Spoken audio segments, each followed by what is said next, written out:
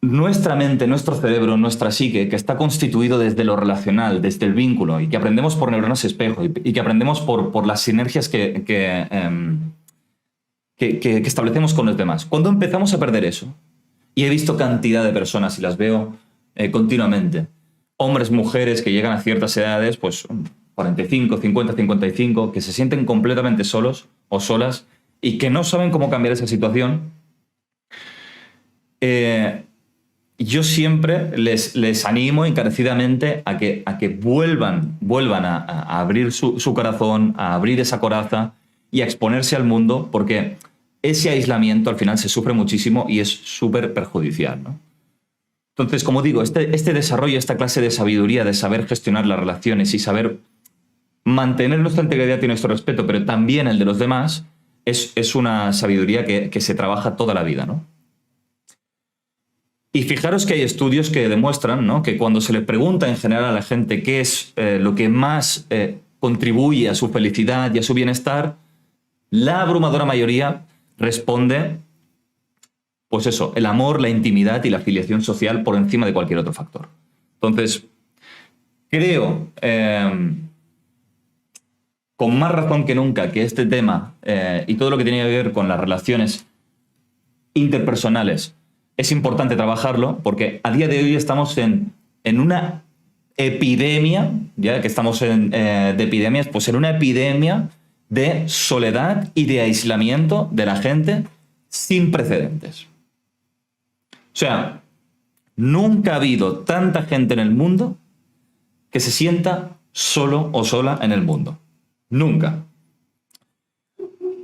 He recopilado algunos datos que pueden ser de vuestro interés, como por ejemplo un estudio que dice que aproximadamente el 20% de los individuos, que serían unos 60 millones de personas solamente en Estados Unidos, se sienten lo suficientemente aislados como para que sea una fuente importante de infelicidad en sus vidas. Este es un estudio de 2006. Estoy convencidísimo de que a día de hoy ese porcentaje ha subido muchísimo más.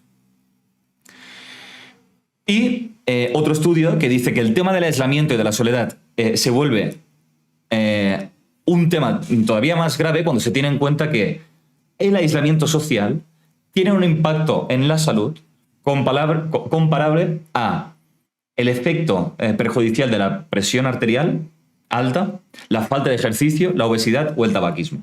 Es decir, que el aislamiento social puede ser tan pernicioso para la salud como todos estos factores. Y es curioso que en una sociedad que en principio está más conectada al mundo, más conectada que cualquier otra sociedad en la historia, hay esos índices de soledad y de aislamiento. Y muchos de nosotros nos pasamos en nuestro tiempo libre, pues solos en casa o haciendo actividades por nuestra cuenta, y nos olvidamos de la importancia de ese contacto, de ese vínculo. Ahora bien, y esta es una de las claves, no hace falta estar solo para sentirse solo. La soledad es una sensación que puede acompañarte aunque estés rodeado de muchísima gente, aunque estés rodeado de cualquier grupo de amigos o de amigas. Porque tú puedes sentir que toda esa gente no tiene nada que ver contigo. Y esa es la realidad de muchísima gente también, ¿sí? Entonces, otros datos interesantes. Dice que este es el estudio de Robert Waldinger, que hay una charla TED muy interesante. Dice que se ha descubierto que las conexiones sociales son muy buenas para nosotros y que la soledad literalmente mata. Y que las personas que están socialmente más conectadas con la familia, con los amigos y con la comunidad son más felices, son físicamente más saludables y viven más tiempo que las personas que no lo están, ¿no? Entonces, también se sabe que un niño sin al menos un amigo del alma tendrá muchas más posibilidades de sufrir en el futuro problemas psicológicos del tipo depresivo, ansioso o antisocial. Que los niños con pocos amigos también tienen más posibilidades de estar en el paro solteros cuando sean adultos. Y que no hay ninguna señal de que la importancia de la amistad decaiga de modo alguno con la edad. Y que todas, ojo al dato, todas las causas de mortalidad parecen reducirse entre los adultos con redes sociales sólidas.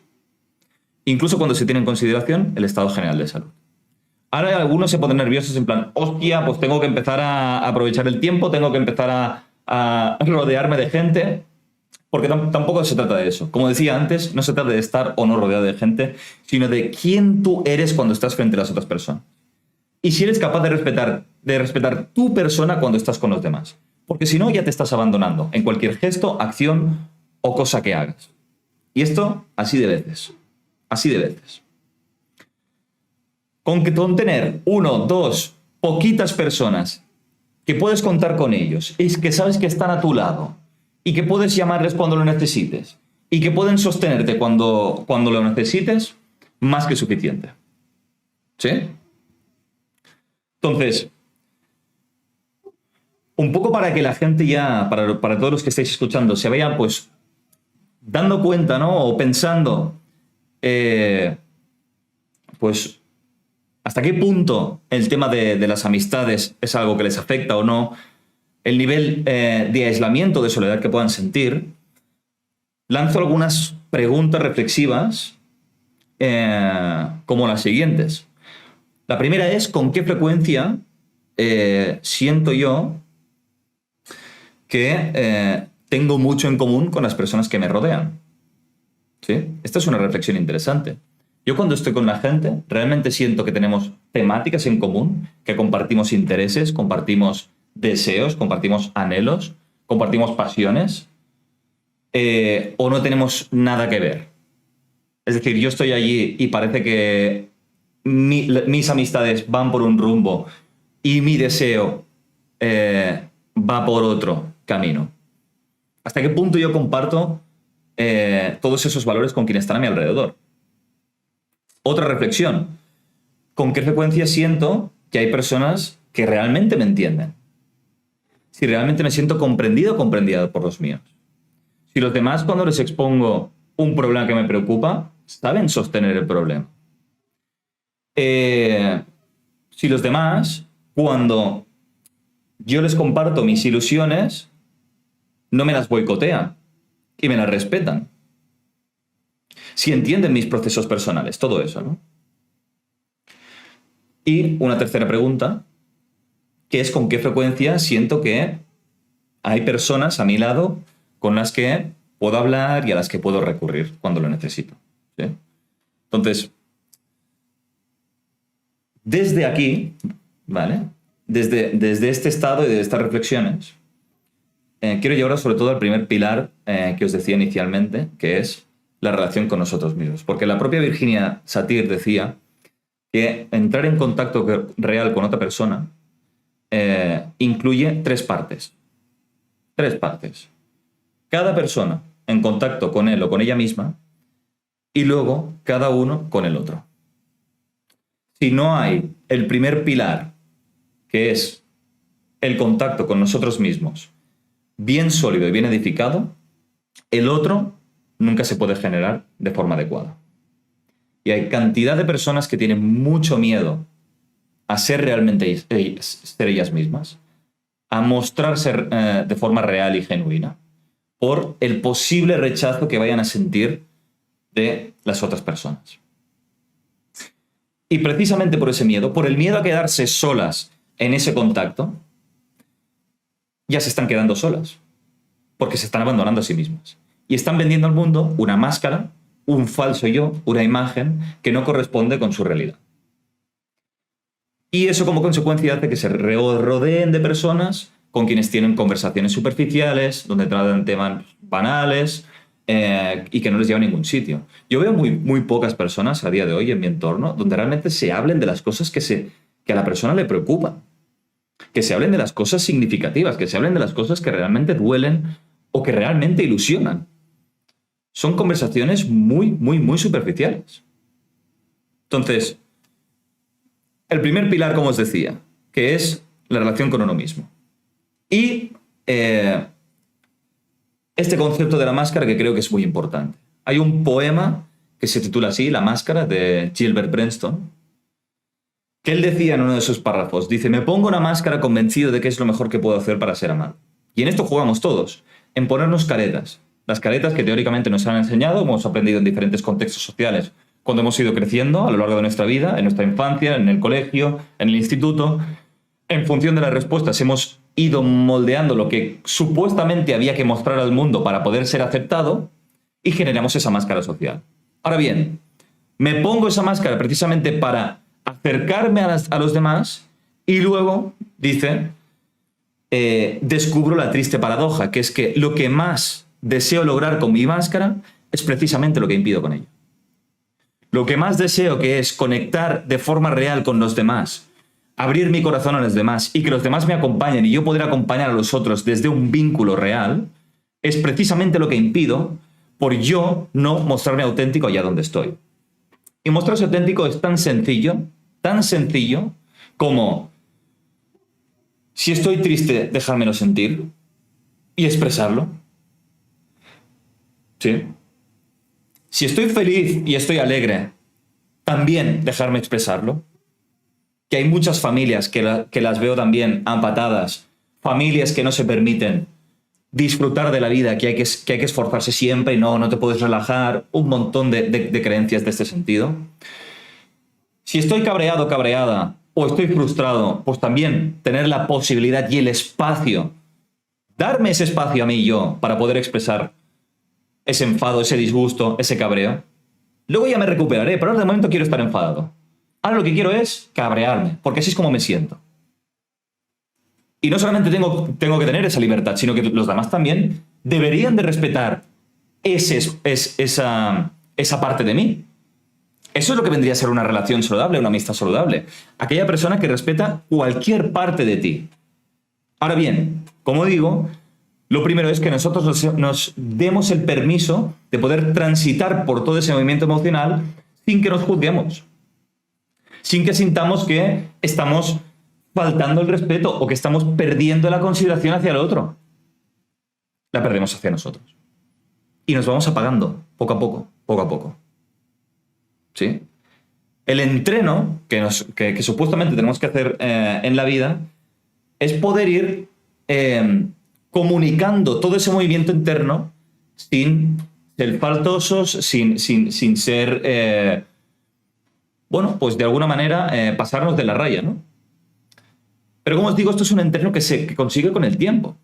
Si nosotros mientras empezamos a hacer todo eso, a veces las personas se ofenden o se sienten mal o no lo saben sostener, tampoco pasa nada, porque no tenemos que agradar a todo el mundo constantemente. Y a veces hay que pasarse de la raya para luego rectificar. No hay que estar siempre contenido o contenida. ¿Me explico? Entonces, a veces hay que equivocarse, pasarse de la raya y decir, pues mira, y luego ya pedirás perdón, siempre estamos a tiempo. Pero de momento vamos a darnos el permiso de tener un poquito más de espacio, un poquito más de libertad. Y en definitiva, eso es estar en contacto con uno mismo, con una misma. ¿Cuántas cosas no nos permitimos decir, no nos permitimos hacer, porque no vaya a ser que los demás se enfaden con nosotros? No vaya a ser que tengan algún tipo de disgusto. Todo eso lo que hace es mermar el vínculo con nosotros mismos, que en definitiva es el más importante. Allí es donde nos abandonamos. Allí es donde se genera la verdadera soledad. Porque si yo, por ser yo mismo, tengo que quedarme solo, al menos voy a estar conmigo mismo. Y eso ya no es estar solo. Eso es estar con uno. Y a partir de aquí se podrán acercar a otras personas que vayan a respetar lo que yo previamente he respetado, y no al revés. ¿Me explico? Esto es fundamental. Esta idea es una de las claves. Si yo voy con mi máscara por el mundo, ¿sí? Tratando de agradar a todo el mundo, y luego, en el momento en que yo empiezo a darme el permiso de ser un poquito más yo, la gente se enfada, la gente se disgusta, la gente dice, uy, pero ¿quién es este? Y se producen todas esas disrupciones en la relación, toda esa gente no eran amigos tuyos, sino de la máscara que te estabas poniendo. De la máscara. Entonces, hay que quitarse esa máscara. ¿Por qué la gente no se lo quita? Por puro miedo a estar solos. Por eso hay tanta soledad. Porque partimos del miedo a estar solos. Y al final, lo único en lo que nos encontramos es lo que previamente hemos estipulado en nuestro mundo interno, que es ese miedo. Cuando perdemos ese miedo, o cuando nos damos el permiso, al menos, hacer ese salto al vacío, decir, mira, oye, pase lo que pase, me la juego. Porque yo tal y como estoy, con la gente con la que estoy, no estoy a gusto. Entonces, puedo seguir así otros 5, 10, 20 años, o me atrevo a transitar por otro camino y a ver qué sucede. Decía John Eldredge en su libro, dice, Decía, estaba por en medio del bosque, encontré una bifurcación, un camino transitado y uno menos transitado. Tomé el que estaba menos transitado y eso marcó toda la diferencia del resto de mi vida. Sí. Entonces esa es la invitación. Sobre todo para quien se encuentre en esa tesitura. Habrá gente que dirá, hostia, pues mira, yo estoy bien, me siento acompañado, perfecto, pues entonces no hay que tocar nada. No hay que tocar nada. Seguramente todos los que estáis aquí, si habéis entrado por el título o por la pregunta, es porque en cierto modo quizá estáis haciendo ese pacto fáustico con vuestro entorno social, ¿no? Ese pacto con el diablo, donde renunciáis a realmente vuestra verdadera esencia.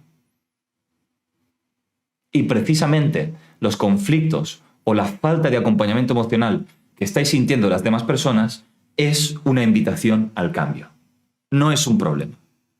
Es una invitación al cambio para empezar a replantearse ese tipo de cosas.